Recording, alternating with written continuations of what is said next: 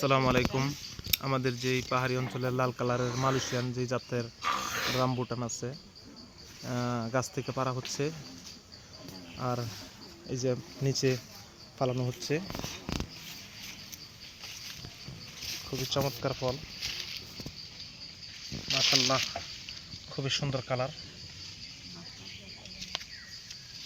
আমরা শীতকালে শীতের শেষে যখন ওই যে বড়ি গাছ থেকে ঝাঁকা দিয়ে বড়ি পাড়তাম, ওই মডেল দেখা যাচ্ছে, গাছ থেকে ফলাইতেছে। এবং এই যে এখানে আমরা বস্তাতে রেডি করলাম, কত সুন্দর কালার, মাশাআল্লাহ,